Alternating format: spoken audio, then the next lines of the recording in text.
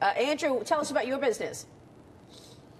We're a computer vision and augmented reality company that works with some of the largest brands in the U.S. and worldwide to bring augmented reality to consumers. So you're seeing a lot of stuff going on out there with, you know, IKEA and House and these big companies really getting into AR and taking on the craze that the iPhone's really kind of spurring. We've been in that for years, and we're one of the biggest leaders in that. We have some great products that are only available in augmented reality, so you can see them in your home. You can download our app. It's just wow. go to the you go to the iTunes store and download Pair, and you can actually see 3D products in your home in real time. Walk around them, measure them, see if it fits in your space, and then you can buy it right there. I love that. And we've been talking about this technology a lot, actually, on the show. And did you have that? That was your idea?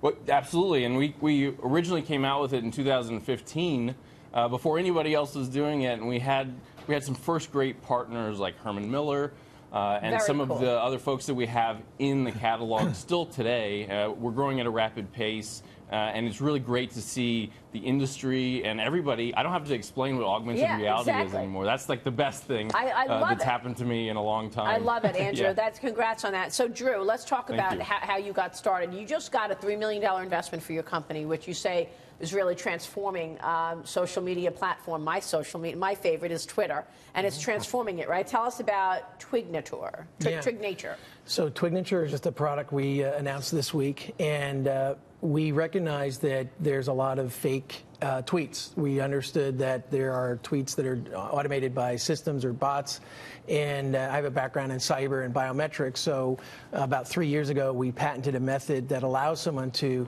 create an original signature on their Twitter handle, and only their thumbprint or their Face ID will unlock a seal of authenticity. So if you look here, these are the seals, but this is just an example of this. This is actually now art on Twitter. It's hand-drawn. That. That is so cool. And only the user can unlock a seal of authenticity. And what we do, anytime there's a real-time signature now on Twitter, only your biometrics will store that signature in the cloud. It's not a machine-generated. It's a real-time signature that geolocates place, time, and device.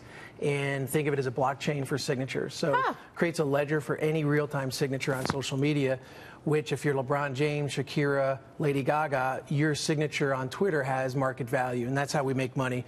We do brand deals with sponsors. So if we, for example, were to have the Fox Business Seal of Authenticity dedicated to your handle, anytime you sign or draw on a tweet, that seal of authenticity is registered.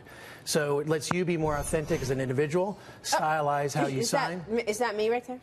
That's you. That's, one of our artistic renderings. But this allows your fan base to engage in your show by drawing about topics on the show, but it also allows the original, that is the verified account, such as yourself, to unlock a seal of authenticity that is only registered by your identity. I love what a great idea. That is terrific. Abe, let's talk about your business. You brought you brought True Made Foods ketchup. Right. So we make a ketchup, barbecue sauce, and a sriracha. And what we've done is we've taken out the corn syrup and we added real veggies instead. So there's spinach, carrots, and butternut squash in every product, naturally sweetening it, allowing us to drastically reduce the sugar, and turning these once empty calorie foods into nutrient-dense, paleo-friendly superfoods.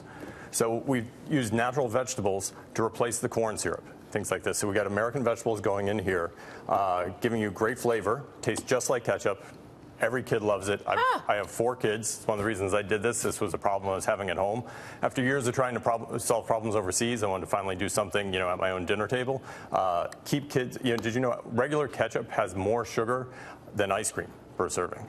Is that right? And barbecue sauce tends to have double the sugar that ketchup has. And we're all trying to eat less sugar. Exactly. So you put all these fresh vegetables in here. Right. And it's a great way to get more veggies. Sugar says just 2 grams. That's incredible. That is fantastic. And you've got spinach, things like spinach. Carrots, butternut squash. So you're getting these great leafy green and orange vegetables, amazing stuff, vitamin K, vitamin D, all these things coming in your ketchup. So we took an empty calorie American staple and we turned it into a superfood. So you're actually like pouring extra veggies on your burger, on your ribs, whatever you're using. That is fantastic. What great ideas. Did you all think about this when you were actually training? I mean, were you knowing that at some point you would come home and you would start your own business? Kimberly, what about you? Definitely. I was a route clearance platoon leader in Afghanistan looking for roadside bombs, and every time we'd find one, a new one would take its place. And my co-founders had very similar experiences. And so we felt like there was no necessarily long-term commitment to Afghanistan, that there needed to be something else to be done. And we felt that way to lay a sustainable foundation for peace, for the future, for these Afghan people, was through for-profit business.